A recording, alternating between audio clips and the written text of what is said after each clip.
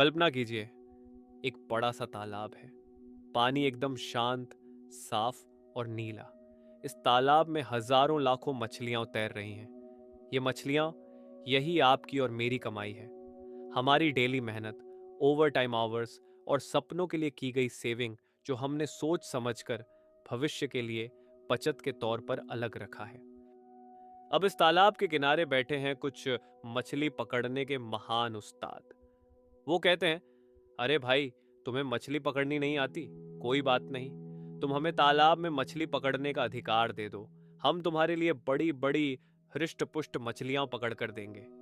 बस हमारी मेहनत का कुछ हिस्सा, थोड़ा सा पानी हमें दे देना।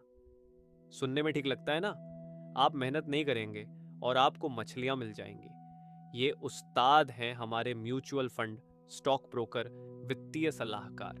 और वो थोड़ा सा पानी जो वो लेते हैं, उसे कहते हैं फीस, एक्सपेंस रेशियो, कमीशन। अब सवाल ये है, क्या ये उस्ताद सचमुच आपके लिए सबसे बड़ी मछलियां पकड़ते हैं, या फिर वो इस तालाब को इतना हिला डुला देते हैं, इतना गंदा कर देते हैं कि असल में निकलती हैं छोटी छोटी मछलियां, और उनका थोड़ा सा पानी इतना बढ़ जाता है कि आपके हिस्से की मछली भी छोटी होती चली जाती है। दोस्तों, बुक स्मेल पर स्वागत है। आज हम बात करने जा रहे हैं एक ऐसी किताब की जो इसी तालाब की पूरी राजनीति खोल कर रख देती है। ये किताब आपको सिखाएगी कि आखिरकार आपकी मेहनत की कमाई का सबसे बड़ा दुश्मन कौन है। और हैरानी की बात यह है कि वो दुश्मन कोई बाहर नहीं, बल्कि हमारे अपने भरोसे में छुपा बैठा है। इस किताब का नाम है common sense on mutual funds, new imperatives for the intelligent investor. और इसके लेखक हैं एक साधु, नहीं सन्यासी भी नहीं, बल्कि वॉल स्ट्रीट का एक ऐसा योद्धा जिसने अपने ही साम्राज्य के खिलाफ सबसे बड़ा धर्म युद्ध छेड़ दिया। उनका नाम है जॉन सी बोगल। बोगल सिर्फ एक लेखक नहीं है, वो वेंगार्ड ग्रुप के संस्थापक हैं, जो आज दुनिया की सबसे बड़ी म्यूचुअल फंड कंपनियों में से एक है। लेकिन उनकी कहानी किसी सुपर हीरो की तरह है, जो सिस्टम के भीतर रहकर सिस्टम की खामियों को बेनकाब करता है। ये किताब कोई गेट रिच क्विक का फॉर्मूला नहीं है। ये एक चेतावनी है, एक सच्चाई है, एक ऐसा आईना है जो हमें दिखाता है कि हमारा निवेश हमें अमीर बनाने के बजाय कैसे एक पूरे उद्योग को अमीर बना रहा है। तो चलिए गहराई में उतरते हैं और इस बार सिर्फ किताब का सार नहीं, बल्कि एक कहानी सुनते हैं। आपकी अपनी कहानी, राहुल और प्रिया की कहानी। मान लीजिए दिल्ली में रहते हैं राहुल, एक मिड लेवल मैनेजर, ठीक ठाक कमाई है, शादी हो गई है, एक छोटा सा घर लेने का सपना है, बच्चे की पढ़ाई के लिए पैसे जमा करने हैं। राहुल समझदार है, वो जानता है कि सेविंग्स अकाउंट में पैसा रखने से कुछ नहीं होगा। इन्फ्लेशन नाम का दैत्य उसे धीरे धीरे खा जाएगा। तो एक दिन उसके ऑफिस के एक सहकर्मी ने एक बहुत ही बढ़िया फाइनेंशियल एडवाइजर का नंबर दिया। नाम है मिस्टर खन्ना। मिस्टर खन्ना बहुत शानदार ऑफिस में मिलते हैं, सूट टाई, लैपटॉप पर रंग बिरंगे चार्ट। वो राहुल को समझाते हैं, देखिए राहुल जी, आपको एक्सपोजर चाहिए, ग्रोथ चाहिए। मैं आपके लिए एक बेहतरीन पोर्टफोलियो बनाता हूँ। कुछ एग्रेसिव इक्विटी फंड्स, कुछ सेक्टरल फंड्स, कुछ इंटरनेशनल फंड्स। ये सारे फंड्स पिछले 3 साल में 18%, 20%, 25% रिटर्न दे रहे हैं। आप बस सिप करते जाइए। मैं समय समय पर आपको बताता रहूँगा कि कब स्विच करना है, कब निकलना है। राहुल की आंखों में चमक आ जाती है। 20% रिटर्न, उसका सपना सच होता दिखता है। वो हाँ कर देता है। मिस्टर खन्ना उसके लिए 5-6 म्यूचुअल फंड्स में निवेश करवा देते हैं। हर महीने की सिप शुरू हो जाती है। राहुल खुश है। उसे लगता है उसने अपने पैसे को एक एक्सपर्ट के हाथों में सौंप दिया है। अब वो आराम से सो सकता है।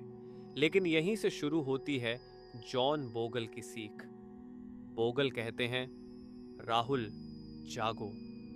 बोगल का पहला और सबसे बड़ा नियम है कॉस्ट मैटर्स, यानी लागत मायने रखती है। वो कहते हैं, निवेश का ये पूरा खेल एक जीरो सम गेम है। मतलब पूरे बाजार से जो कुल रिटर्न मिलने वाला है वो तो एक फिक्स्ड पाई है, अब इस पाई में से अगर mister Khanna, mutual fund company, उसके मैनेजर, उनके भव्य ऑफिस, उनके विज्ञापन, उनकी गाड़ियां, ये सब अपना हिस्सा काट काट कर निकाल लेंगे तो बचेगा क्या? बचेगा वो जो आपको मिलेगा। और ये काटना छोटा मोटा नहीं है, ये एक फीस के रूप में होता है जिसे एक्सपेंस रेशियो कहते हैं। राहुल के फंड्स का औसत एक्सपेंस रेशियो है 2% सालाना। लगता है कम है? आइए गणित करते हैं। मान लीजिए शेयर बाजार ने एक साल में 10% का रिटर्न दिया।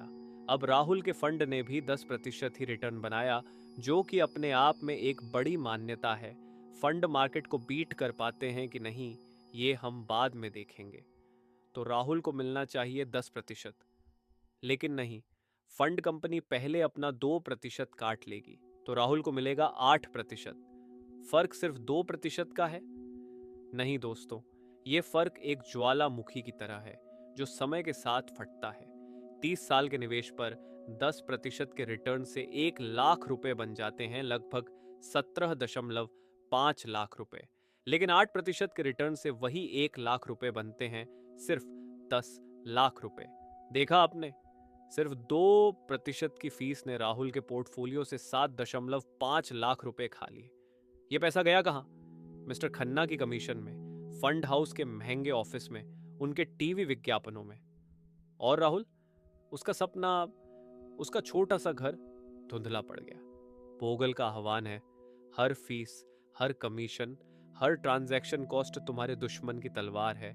उसे जितना कुंद कर सकते हो करो। सबसे सस्ते फंड्स चुनो, इंडेक्स फंड्स की तरफ जाओ। अब हमारी कहानी में आती है प्रिया। प्रिया एक सॉफ्टवेयर डेवलपर हैं, थोड़ी रिसर्च करती हैं। उन्होंने मिस्टर खन्ना जैसे एडवाइजर से दूर रहना सीख लिया है, लेकिन उनके मन में एक और भ्रम है। वो सोचती हैं, क्यों ना मैं ऐसे फंड्स में निवेश करूं जिनके मैनेजर एक्टिव हैं, जो स्मार्ट हैं, जो बाजार को बीट कर सकते हैं, जो सही समय पर शेयर खरीदते बेचते हैं और मुझे अल्फा यानी एक्स्ट्रा रिटर्न दिलाते हैं। ये सवाल दिल और दिमाग दोनों को लुभाता है। हम सभी को लगता है कि कोई तो होगा जो इस जटिल बाजार को समझता होगा, जो भविष्य देख सकता होगा। बोगल इसी भ्रम को तोड़ते हैं। वो कहते हैं, records of active managers contradict the myth, यानी सक्रिय प्रबंधकों का रिकॉर्ड इस मिथक को झुठलाता है। बोगल दशकों के डेटा के आधार पर एक कड़वा सच बताते हैं। अगर आप सभी एक्टिवली मैनेज्ड फंड्स का औसत निकालें तो वो हमेशा, बार बार, लगभग हर लंबे समय में बाजार के औसत रिटर्न इंडेक्स से पीछे रह जाते हैं। है ना आश्चर्य की बात? पूरी की पूरी इंडस्ट्री, हजारों ब्रिलियंट दिमाग, करोड़ों रुपए रिसर्च में खर्च करने के बाद भी वो एक साधारण इंडेक्स को भी नहीं हरा पाते। क्यों? इसके 3 बड़े कारण हैं। 1, लागत, कॉस्ट।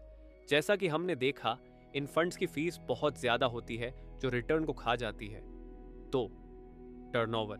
ये मैनेजर बार बार शेयर बदलते हैं। हर खरीद बिक्री पर ब्रोकरेज और टैक्स लगता है, जिसका खामियाजा आपको भुगतना पड़ता है। 3, मानवीय भूल, ह्यूमन एरर, भावनाएं, लालच और डर। जब बाजार ऊपर जाता है तो ये मैनेजर और ज्यादा खरीदने लगते हैं। लालच। जब बाजार गिरता है तो वो डर कर बेच देते हैं। डर, यानी वो महंगे खरीदते हैं और सस्ते में बेचते हैं, एक आम निवेशक की तरह ही। बोगल एक मजेदार उदाहरण देते हैं। मान लीजिए एक कमरे में 1000 लोग हैं और सभी के पास एक एक सिक्का है। हर कोई सिक्का उछालता है, जिसका चित्त आए वो आगे बढ़ेगा। एक राउंड के बाद 500 लोग बचेंगे, दूसरे राउंड के बाद 250, कुछ राउंड बाद 4 से 5 लोग बचेंगे जिनके लगातार चित्त आया।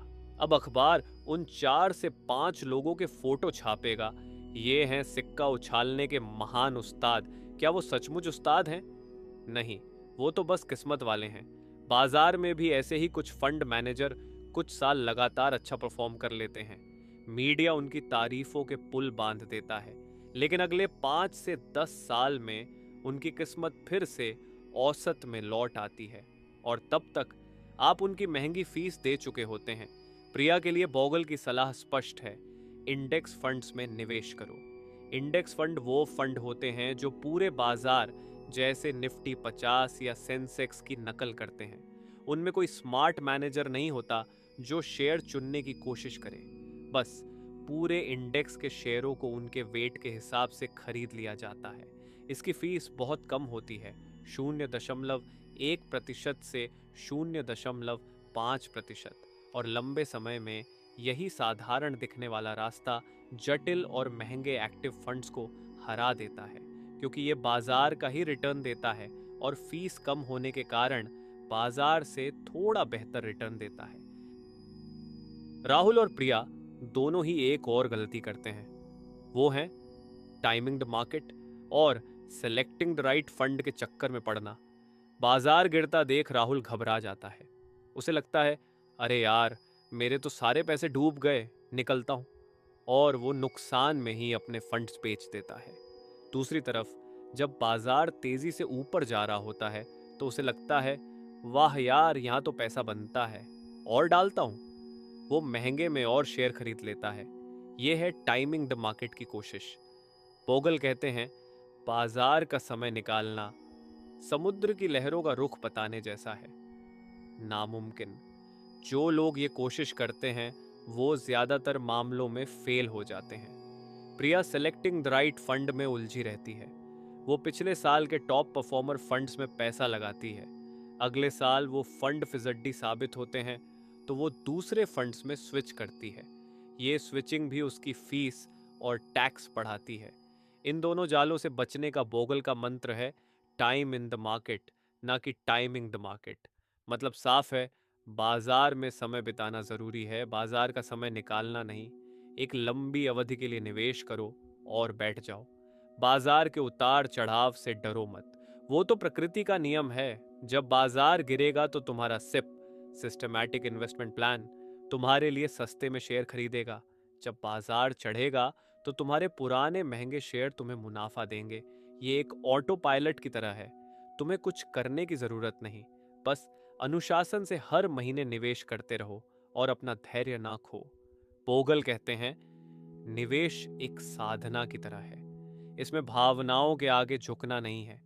एक साधारण सा प्लान बनाओ, कम लागत वाले इंडेक्स फंड्स में सिप, और फिर भूल जाओ, तुम्हारा काम खत्म, बाजार का काम शुरू। तो दोस्तों, राहुल और प्रिया की कहानी का अंत क्या हुआ? राहुल ने जब इस सच्चाई को समझा तो उसने मिस्टर खन्ना को फोन किया। उसने अपने सारे महंगे हाई एक्सपेंस रेशियो वाले फंड्स बेच दिए। उसने एक साधारण सा low cost Nifty 50 index fund चुना। उसकी फीस सिर्फ 0.1% थी। उसने वहां नियमित सिप शुरू कर दी और फिर वो सचमुच आराम से सोने लगा। अब उसे हर तिमाही में परफॉर्मेंस रिपोर्ट देखने की जरूरत नहीं थी।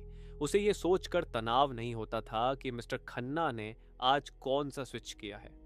उसका पोर्टफोलियो अब पूरे भारतीय अर्थतंत्र के साथ बढ़ रहा था। सादगी में उसे शांति मिली।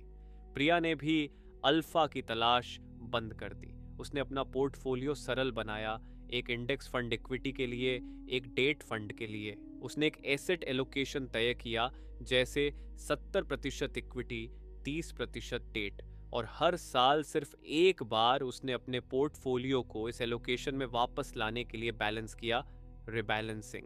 ये उसकी एकमात्र एक्टिविटी बन गई।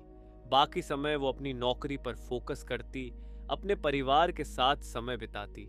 उसका पैसा चुपचाप बिना शोर शराबे के अपना काम कर रहा था। जॉन बोगल की यह किताब सिर्फ म्यूचुअल फंड्स के बारे में नहीं है, ये जीने के एक दर्शन के बारे में है। ये दर्शन कहता है, सादगी में भलाई है। जटिल चीजें अक्सर सिर्फ कमीशन कमाने का जरिया होती हैं। भरोसा करो, लेकिन आंख बंद करके नहीं। अपने पैसे की जिम्मेदारी खुद लो। कोई भी तुमसे ज्यादा तुम्हारे पैसे की परवाह नहीं करेगा। धैर्य सबसे बड़ा गुण है। निवेश में समय ही तुम्हारा सबसे ताकतवर हथियार है।